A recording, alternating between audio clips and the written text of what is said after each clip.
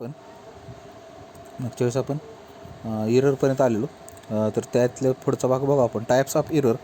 आता types of एररमध्ये बघा, determine or systematic or constant error, intermediate or random errors in measurement, gross error, other error.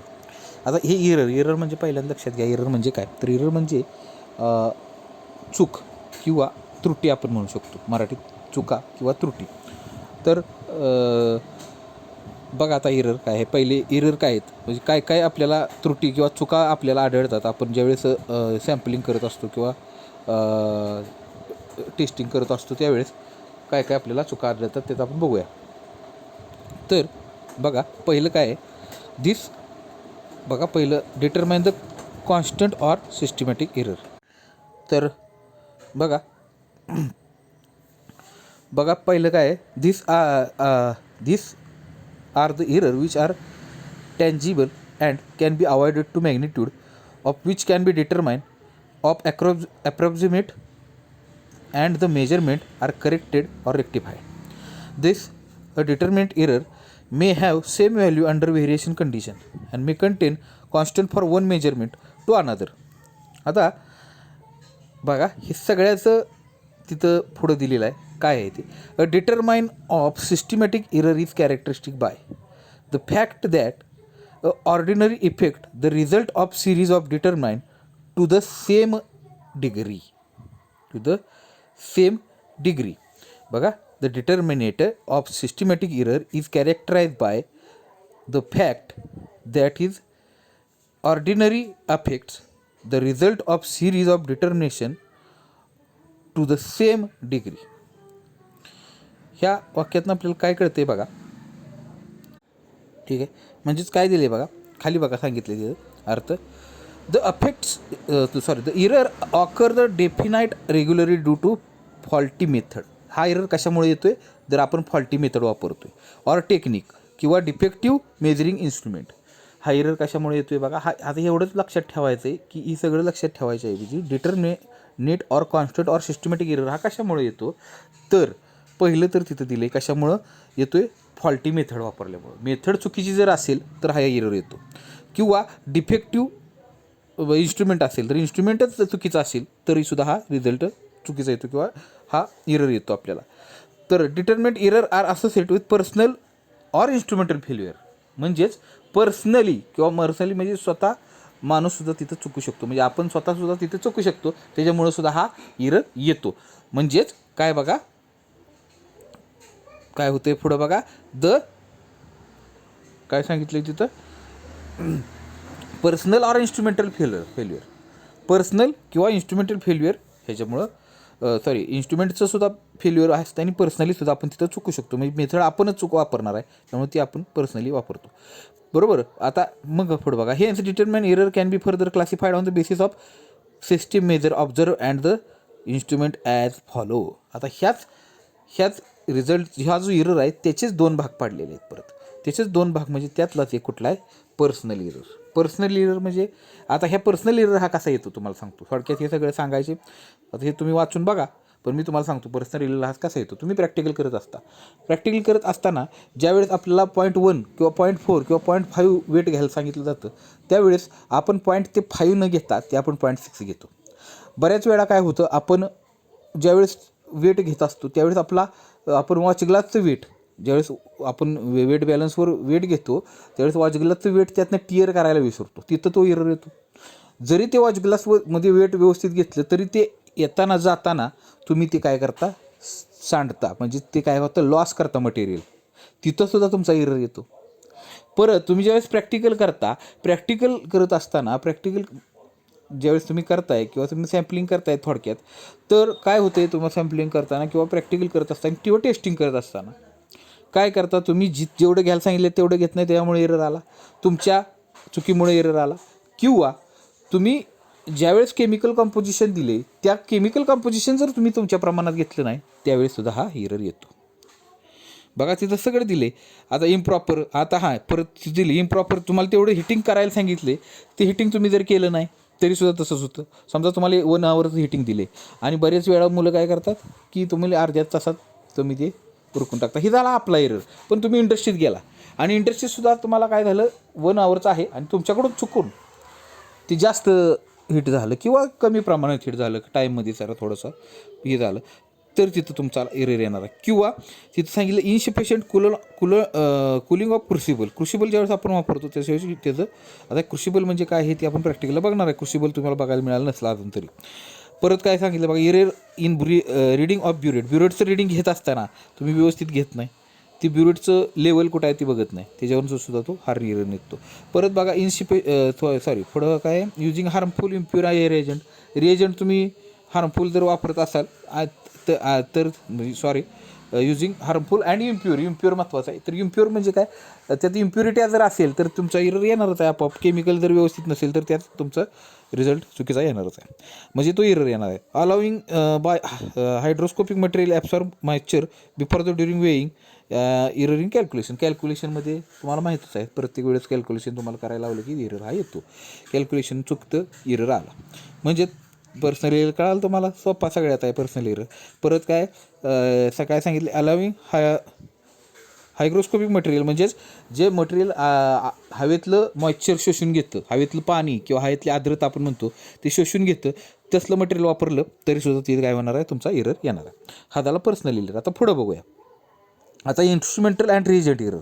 आता instrumental and reagent error काय आहे, तर instrumental reagent error बघा, this error may be cause due to, कशामुळे होतो बघा तेवढंच लक्षात ठेवायचं, कशामुळे हा एरर होतो आहे म्हणजे तुम्हाला सगळी ती मेथड लक्षात येते. कशामुळे होता, फॉल्टी कन्स्ट्रक्शन ऑफ बॅलन्स. जर आपला बॅलन्स आपण तुम्ही जी वेट घेता ते जर वेट बॅलन्सच चुकीचं असेल तरी तसं होणार आहे. परत इन प्रॉपरली कॅलिब्रेटेड म्हणजे त्याला जे आधी सेटिंग करायचं असतं, कॅलिब्रेट करायचं असतं, ते झिरोला आणायचं असतं. तर ते जरी कॅलिब्रेशन तुमचं चुकलं, समजा तुम्ही एखादं इन्स्ट्रुमेंट घेतले, सो उदाहरणार्थ पीएच मीटर घेतला, पीएच मीटरला कॅलिब्रेशन असतं 7 किंवा 0 असतं. समजा तुम्हाला ती 0 करायचं आहे तर 0 तुमचं आधी झालेलं नसलं, आधी त्यात एकच असलं रिडिंगच, म्हणजे काही न घेताच त्याचं रिडिंग 1 असेल तर तुमचा एरर तिथे कितीचा येणार आहे, 1चा एरर येणार आहे. म्हणजेच तुमचं इनप्रॉपर कॅलिब्रेशन तिथं झालेलं नसतं इन्स्ट्रुमेंटचं.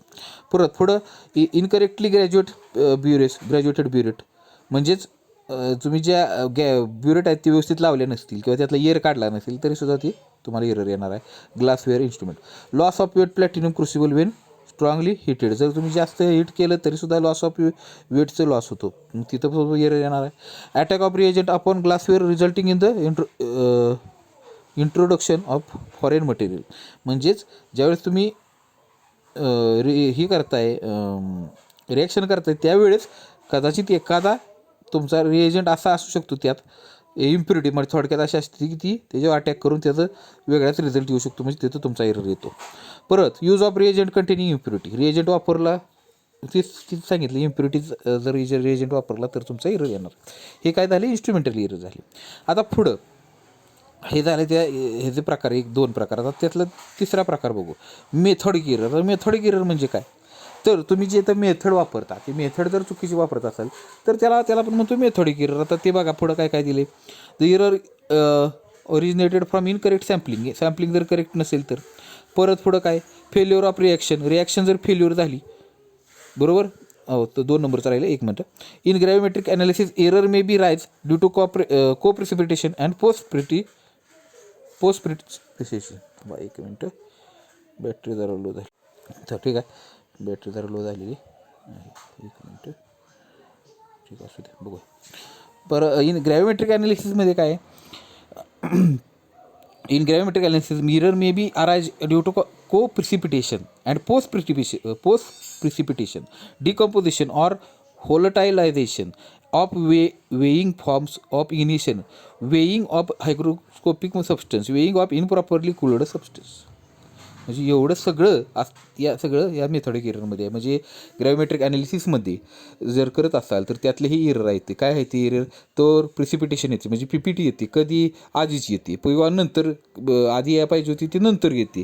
म्हणजे असं होऊ शकतं, किंवा त्याचं डिकम्पोजिशन होतं, किंवा ती व्होलेटाईल ती निघून उडून जातं. सो उदाहरणार्थ आपण अल्कोहोलसारखा एखादा पदार्थ असला, म्हणजेच उदाहरणार्थ व्होलाटाईल कुठलंही केमिकल घेतलं, व्होलाटाईल म्हणजे उडून जाणार असं केमिकल घेतलं, ते तुम्ही जर रिॲक्शनला वेळ लावला किंवा काय आणून ठेवला आधीच, तर तिथं जर उडून गेलं तर त्याचं वेट कमी होतं, बरोबर आहे. तिथं तुमचा मेथोडिक एरर येतो. किंवा तुमच्या पदार्थाला किंवा तुमच्या सॉरी तुम्ही जे सॅम्पल घेतले त्या कंपाऊंडला पाणी जर सुटलं, म्हणजे तिनं काय हवेतलं जर पाणी शोषून घेतलं, की त्याला पाणी जर सुटलं, उदाहरणार्थ NaClला काय होतं, जास्त वेळ ठेवलं तर त्याला काय होतं की तुम्हाला काय होणार, पाणी NaOH NaCl हे जे आहेत ते ह्यांचं काय ह्यांना काय होतं की हे हायग्रोस्कोपिक आहेत, म्हणजे ह्यांना हे लगेच वातावरणातील आर्द्रता शोषून घेतात, मॉइश्चर शोषून घेतात, आणि त्याच्यामुळं काय होतं की तुम्हाला इथं अडचणी येऊ शकतात किंवा तिथं एरर येऊ शकतो. Weighing of improperly cooled substance, मग असे ते सांगितले, जर व्यवस्थित कूलिंग केलं नाही, वेट करून जर ते तुम्हाला कूल करायचं असेल तर जर हिटिंग आणि कूलिंग जर व्यवस्थित तुम्ही केलं नाही तरीसुद्धा तुम्हाला एरर हा येतो. आता पुढं बघा, failure of reaction or to proceed quantitative failure of reaction to proceed quantitative completion, म्हणजे रिॲक्शन जर फेल्युअर झाली तर क्वांटिटीसाठी जर तुम्हाला प्रॉब्लेम येतो. Quantitative completion occurrence of induce of side एखादी साईड रिॲक्शन जरी झाली तरी मग तुम्हाला प्रॉब्लेम येतो. साईड रिॲक्शन म्हणजे आपल्याला जी पाहिजे ती झालीच नाही, ती दुसरी साईड रिॲक्शन त्याच्याभोवती त्या केमिकलमुळे झाली तर ती सुद्धा होती, किंवा इम्प्युरिटी जर असेल तर तिची साईड रिॲक्शन होते. Difference between the observe end point and बघा difference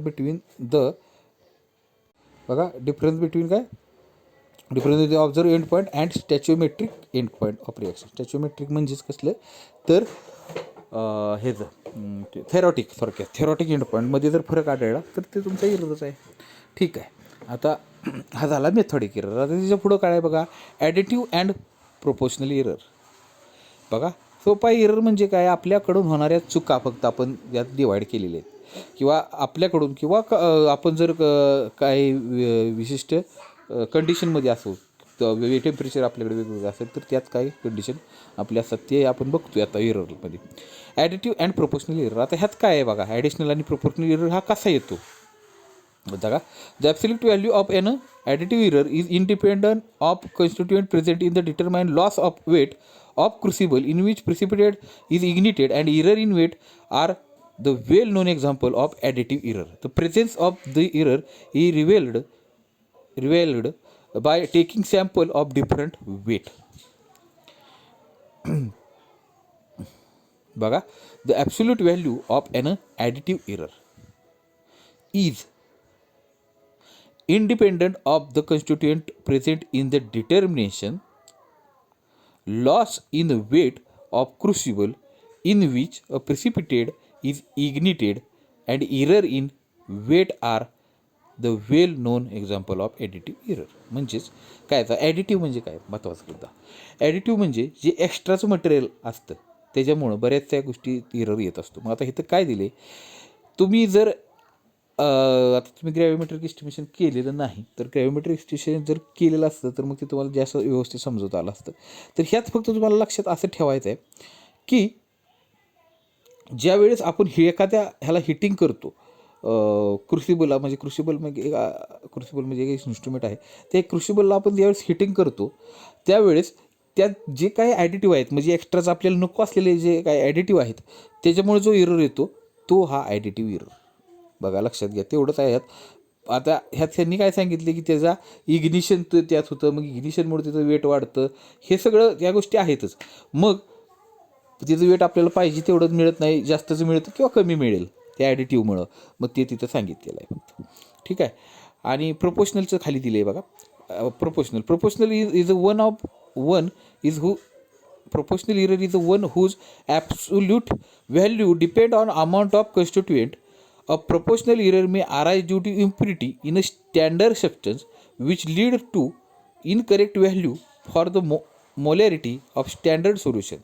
A proportional error may also arise by the ignition of various precipitates at lower temperature.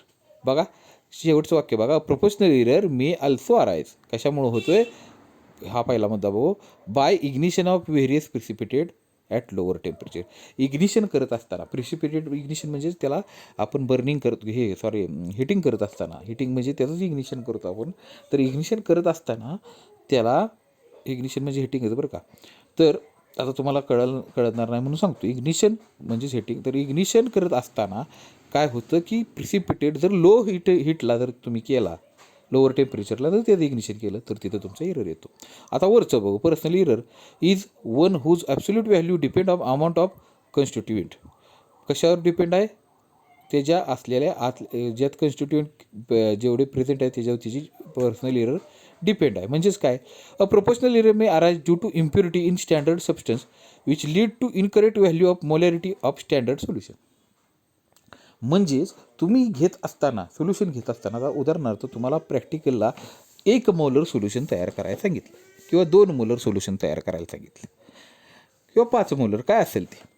आता तुम्ही करत असताना 1 मोलरचं करायला गेला आणि झालं तुमच्याकडनं 2 मोलर. ही तुम्हाला जास्तच एरर, मोठा एरर आला. पण मी समजा सांगितलं तुम्हाला 1 मोलर करा आणि तुम्हाला तिथं व्हॅल्यू कळायला नाही त्या, आणि तुम्ही त्याचं कॅल्क्युलेशन व्यवस्थित केलं नाही आणि ते 1 मोलरच्या ऐवजी दुसरंच काहीतरी वेगळं झालं त्याचं कॉन्सन्ट्रेशन. मग आता काय करायचं? कॉन्सन्ट्रेशन झालं वेगळं त्याचं.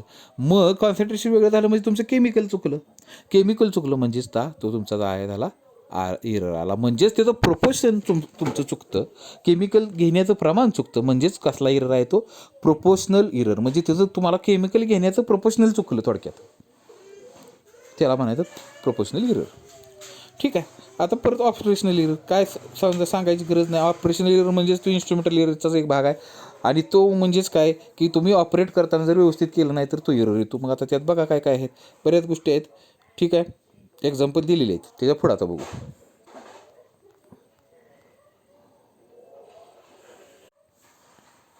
तर बघा आता एरर काय, error the intermediate or random error. आता हा कसा एरर येतो? This error are accidental and more or less intangible over which the analyst has no control. आता हा एरर हा ॲनालिस्ट म्हणजे स्वतः आपण किंवा जो टेस्ट करतो आहे तो किंवा जो त्याचं सॅम्पलिंग करतो आहे तो, हा एरर येतो कसा? तर ह्या एररवर कंट्रोल नसतो आपला. कंट्रोल नसतो म्हणजे काय? उदाहरणार्थ तुम्हाला केमिकल कायनेटिक्सचे आपले एक्झाम्पल असतात. तर केमिकल कायनेटिक्सचं आपण टेम्परेचर गृहीत धरतो प्रॅक्टिकल करत असताना 25 डिग्री सेल्सिअस. तो जर तुम्ही एक्सपेरिमेंट उन्हाळ्यात करायला गेला, उन्हाळ्यात बरं का मी सांगतोय बघा, उन्हाळ्याच्या दिवसात करायला गेला तर आपलं टॅप वॉटरचंच टेम्परेचर 25पेक्षा जास्त असतं, 27-28 असतं किंवा बाहेरचं वातावरणसुद्धा जास्त असतं. तर तो तुमचं प्रॅक्टिकलमध्ये तो एरर येतो बऱ्याच वेळा, या टेम्परेचरमुळे येतो. म्हणजे ह्या टेम्परेचर आपल्याकडे त्याचा हे आहे का? कंट्रोल नाही, बरोबर. म्हणजेच ह्या एररवर आपण कंट्रोल करू शकत नाही. ह्या असल्या एररला म्हणायचं इंटरमिडिएट ऑर रँडम एरर. कळालं? म्हणजे ज्या एररवर आपला कंट्रोल नाही असे. आता त्या एररच्या अंडर त्यांनी तिथे दिलेलं आहे a variant within determinate error, variation with determinate error. Variation कटे येतात बघा डिटर्मिनेट एररमध्ये. We know that if knife edges of balance has become warm a determine error may be cause. म्हणजेच आपल्याला काय वेळेस बघा बॅलन्स काय करतो? वॉर्न करतो. की बॅलन्स म्हणजे आपण जी वेट घेतो, वेट बॅलन्स असतं बघा, बऱ्याच वेळा तिथं एरर येतो किंवा तो वॉर्न करतो. काय वॉर्न करतो? की त्याच्या पुढं वेट जात नाही किंवा त्याच्या अंडर त्याचं वेटचं कपॅसिटी नसते. मग त्यावेळेस तो वॉर्न करत असतो किंवा ओव्हरलोड झालं तर तो वॉर्न करत असतो. म्हणजेच काय करतो तो त्याचा कसला एरर आहे तो determine error may be cause. त्या तिथं डिटरमाइन एरर होतो. But when the error can not control be due to the load or some other causes. मग हा error cannot be control due to load or same other cause, म्हणजे हा control करू शकत नाही, बरोबर आहे. It become intermediate error the change in temperature and variation in humidity. तिथेच सांगितलं आता तुम्ही टेम्परेचर जर तुमचं चेंज होत असेल तर तिथं तुमचा कंट्रोल नाही ना वर टेम्परेचरला. म्हणजे आपण रूम टेम्परेचर म्हणतो, रूम टेम्परेचर जर वाढलेलं असलं तर त्याचा तुमचा कंट्रोल नाही, बरोबर. म्हणजे ते आपल्या कंट्रोलमध्ये नसतं. किंवा ह्युमिडिटी आहे, तिथं वातावरणात ह्युमिडिटी आहे. तुम्ही जिथं प्रॅक्टिकल करताय तिथं टेस्ट करताय, जिथं सॅम्पलिंग करताय.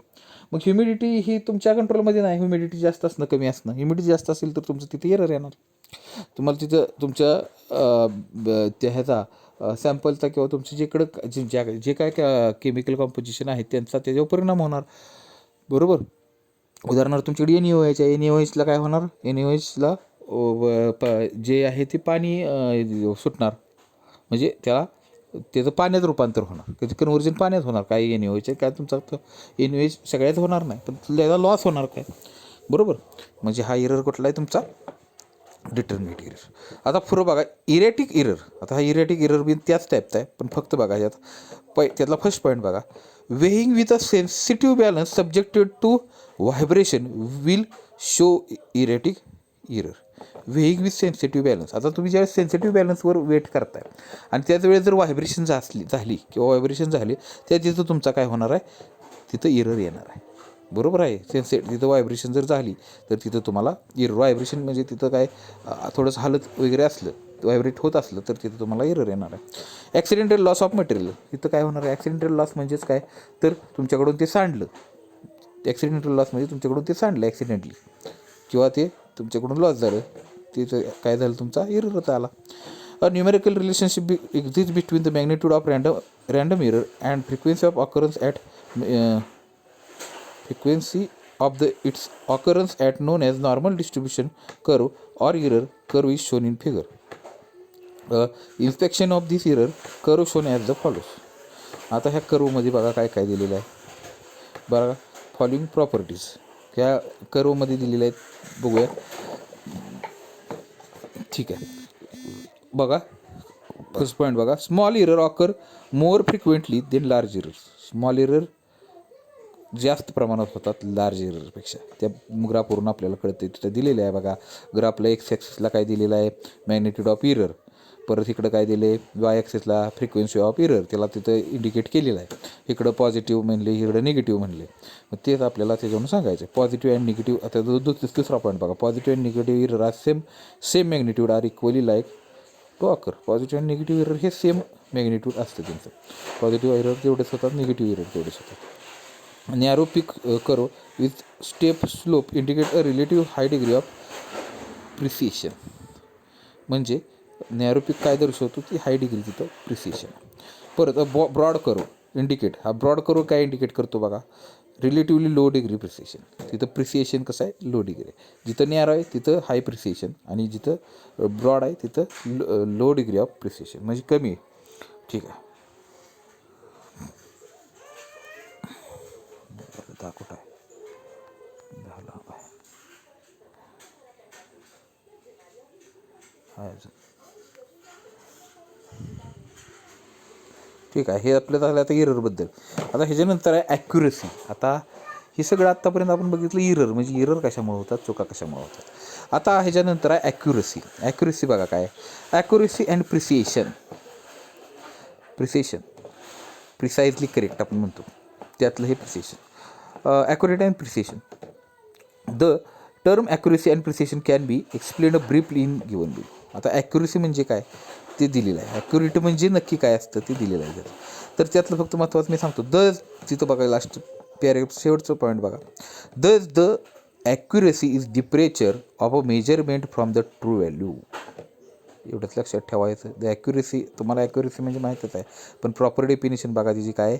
The accuracy is the temperature of measurement from the true value, त्याला म्हणायचं accuracy.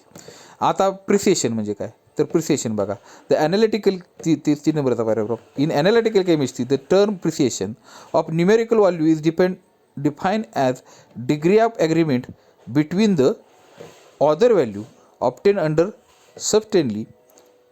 substantially the same condition. In other words बघा, other word काय आहेत बघा, precision is used to describe the काय डिस्क्राईब करतं, द रिप्रोडक्टिव्हिटी किंवा reproducibility of the result which accuracy has been used to express the correctness of measurement. म्हणजे काय होतं आहे बघा, हा आपण शब्द कधी वापरतो तर तिथं जे मेजरमेंट आहे हे अगदी करेक्ट आहे, एकदम 99.99% करेक्ट असेल, त्यावेळेस आपण त्याला म्हणतो प्रिसिशन. बरोबर.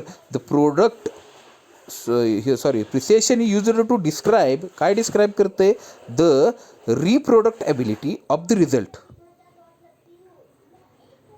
reproducibility of the result, while accuracy has been used to express the correctness त्यातनं एक्सप्रेस होतो ऑफ द मेजरमेंटमध्ये इतका करेक्टनेस असेल त्यालाच आपण तिथं आपण प्रिसिशन हा शब्द वापरू शकतो, म्हणजेच त्याला आपण प्रिसिशन म्हणू शकतो, प्रिसाइजली करेक्ट.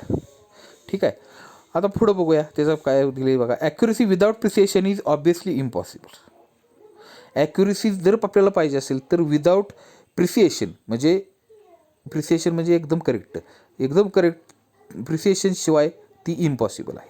बरं, precision does not imply accuracy by any means. पण प्रिसिएशन हे ॲक्युरेसीवर डिपेंड नाही असं त्याचं म्हणणं आहे. When a student is able to reproduce 2 or more measurement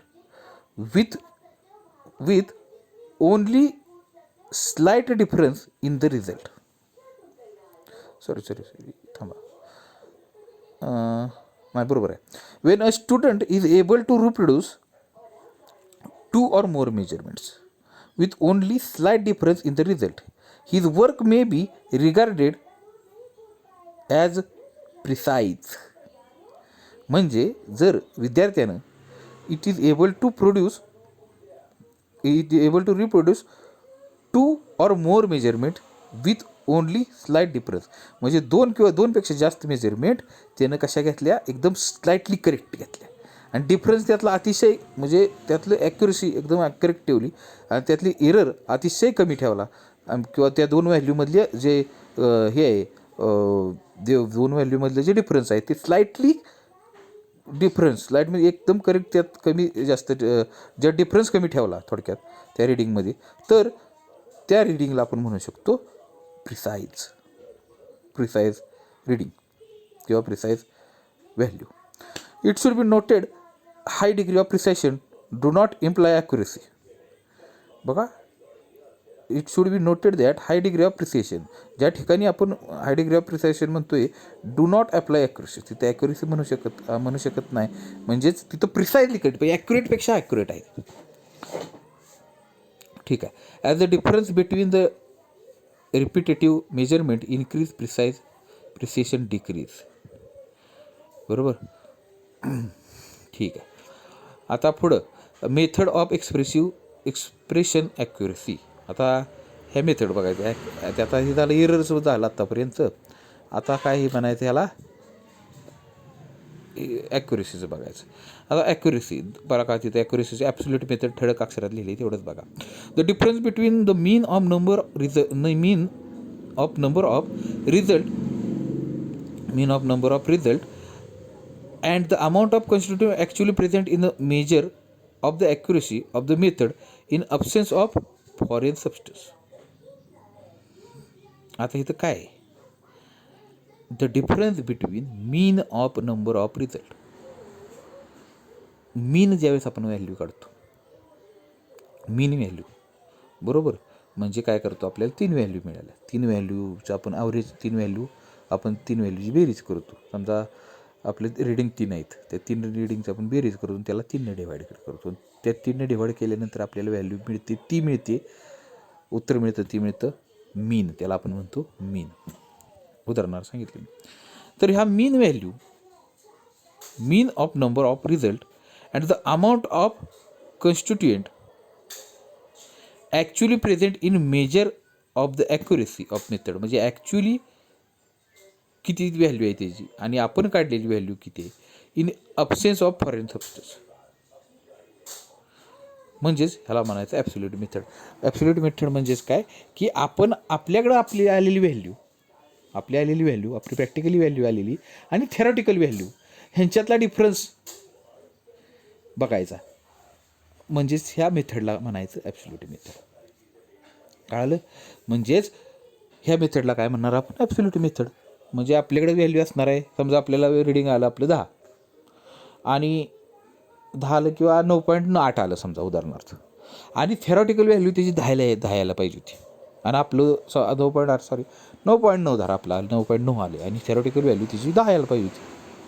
म्हणजे आपण काय केलं हे की कम्पॅरिझन केलं. कशी कम्पॅरिझन केलं की थेरॉटिकल व्हॅल्यू 10 आणि आपली 9.9 आहे, म्हणजे आपण 99.99 करेक्ट आहे. ह्या कम्पॅरिझनला आपण म्हणतोय ॲब्सोल्यूट मेथड. ठीक आहे. Accuracy method of large control by separation of pure sample of foreign material. पण तिथं फॉरेन मटेरियल, फॉरेन म्हणजे आता तुम्ही म्हणाल फॉरेन काय लावले, तर फॉरेन म्हणजे इम्प्युरिटी फॉरेन म्हणजे इम्प्युरिटी. ठीक आहे. बाहेरनं आलेली, आपण बाहेरनं आलेल्या व्यक्तीला म्हणतो फॉरेनर आहे, बाहेरच्या देशातून आलेलं. तसंच बाहेरनं आलेली म्हणजेच फॉरेन मटेरियल जर असेल इथंच कंडिशन काय झालं, method in absence of foreign material. ठीक आहे. आता त्याच्यानंतर आहे कम्पॅरेटिव्ह मेथड. सगळ्यात सोपी कम्पॅरेटिव्ह मेथड. ही वर चिंतित असलेच कम्पॅरेटिव्हच आहे, पण हे जरा वेगळं ते जरा वेगळं, थोडंसं वेगळं. कम्पॅरेटिव्ह मेथड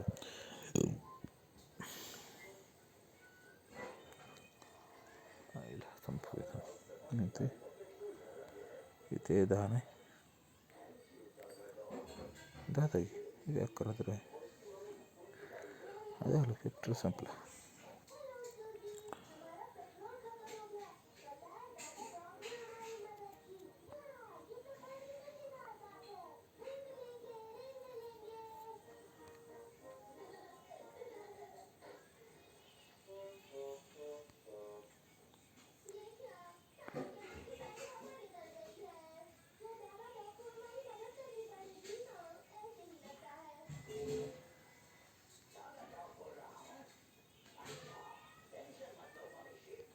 बघा आता कम्पॅरेटिव्ह मेथड. आता कम्पॅरेटिव्ह मेथड म्हणजे दोन काय करायचा, मेथड कम्पेअर करायच्या आणि त्या कम्पेअर करून त्यात जी ॲक्युरेसी म्हणजे ते आपल्याला रिझल्ट काढायचा. दोन मेथड कम्पेअर करून त्यालाच म्हणायचं कम्पॅरेटिव्ह मेथड. बघा तिथं दिले the agreement between the at least two methods of difference character. Two method of different character can be usually accepted, indicating the absence of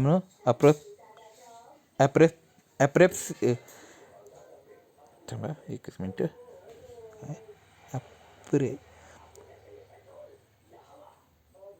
absence of appreciable systematic error. एक मिनटं हां बघा काय झाले. Then the agreement between the at least two methods of difference character can be usually accepted, indicating the absence of appreciable systematic error. म्हणजे systematic error त्यात नसला पाहिजे. तिथं अब्सेन्स ऑफ सिस्टमॅटिक इरर म्हणले, ॲब्सेन्स ही सिस्टमॅटिक इरर नसला पाहिजे तिथं. आपण मगाशी म्हणलं तिथं मागच्या ह्याच्यात म्हणलं ॲब्सोल्यूटमध्ये तिथं फॉरेन मटेरियल नसलं पाहिजे, तिथं सिस्टमॅटिक इरर नसला पाहिजे. दोन मेथड आपण कम्पेअर केल्या, त्या कम्पेअर करून आपल्याला तिथं रिझल्ट काढतो. त्या मेथडला म्हणायचं काय, मेथडला म्हणायचं कम्पॅरेटिव्ह मेथड. बरोबर. ही ॲक्युरेसीचा एक भाग आहे.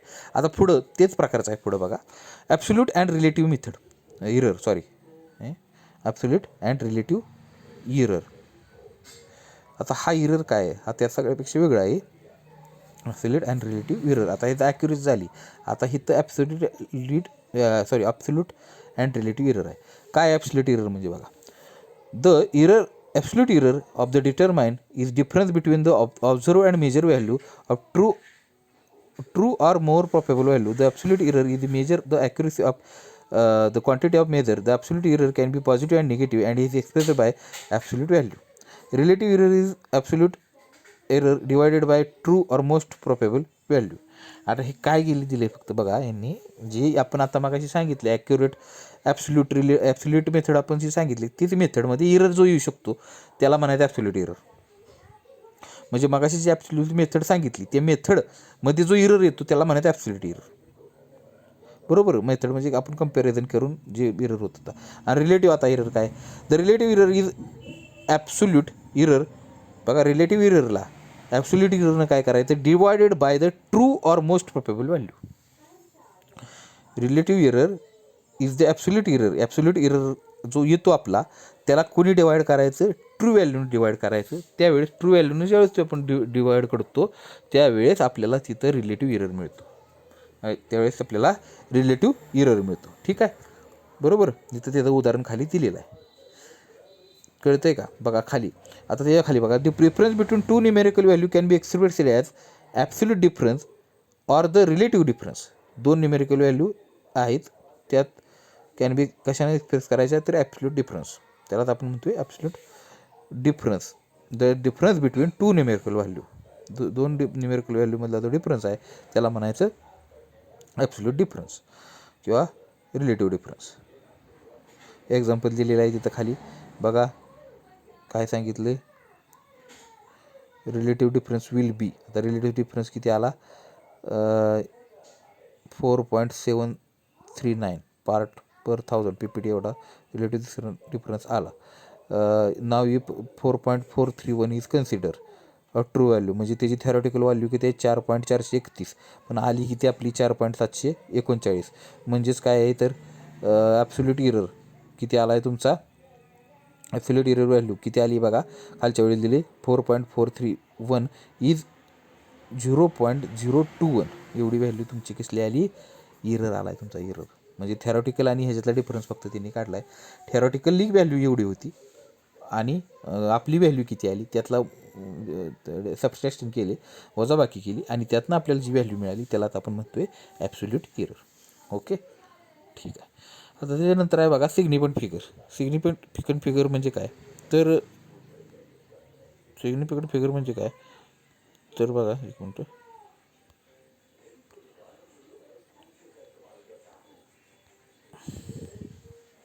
बरं ठीक आहे. सिग्निफिकंट फिगर म्हणजे काय तर बघा, ज्या फिगर आहेत आपण ज्याला 1 0 1 2 3 दिले digit figure, numerical include significant figure कुठले आहेत, जे पण फिगर आपल्याला मदत करतात म्हणजे जे पण नंबर आपल्याला आपण वापरतो त्याला सगळ्याला सिग्निफिकंट फिगर म्हणायचं थोडक्यात. मग सिग्निफिकंट फिगर आता पुढं त्यांनी दिले, the significant figure is digit which denoted the amount of quantity of place. म्हणजे आपल्याला क्वांटिटी दर्शवण्यासाठी जे पण आपण डिजिट वापरतो त्याला आपण म्हणतो significant figure. Place the which stand which the digit 0 is a significant figure accepted Wien the it's first figure is a number. For example, in the quantity 1.4680 and 1.0072 gram. The 0 is significant but is the quantity 0.00. म्हणजे 0 जर मध्ये असेल, थोडक्यात काय तुम्हाला आता हे पहिली होती 10वी किंवा आत्तापर्यंत शिकत आला आहे, 0 जर पुढं असेल तर त्याला काहीच व्हॅल्यू नसते आणि 0 जर मागं असेल अंकाच्या तर त्याला व्हॅल्यू असते. म्हणजे 0 1 म्हणलं तर ते किती आहे, एकच आहे. एकच्या पुढं किती बी म्हणा 0.0001 म्हणजे एकची व्हॅल्यू एकच राहणार. पण एकच्या मागं जर 0 दिली तर एक दिलं तर 10 होणार, एक वर 2 दिलं तर 100, 3 दिली तर 1000. तसं ते आहे. म्हणजे 0 जर तुमचा अंकात असेल, मधोमध असेल तर तो सिग्निफिकंट, पण जर तो समोर असेल तर तो सिग्निफिकंट नाही. बघा तिथं दिलेलं आहे सगळं, कसं उदाहरणं दिलेलं आहे बघा, खाली दिले 0.0045. तर ह्यातले 0 हे सिग्निफिकंट नाहीत, बरोबर. आणि कुठले आहेत, जर मध्ये जर 0 असेल तर सिग्निफिकंट आहे. खालच्या वरील बघा दिले, the digit of number which are needed to express the precision of the measurement from which a number was derived are known as significant figure. ठीक आहे, कळालं आहे तुम्हाला सिग्निफिकंट फिगर कुठल्या आहेत. तर त्या पुढचा भाग बघू, एक मिनटं चालू आहे का नाही.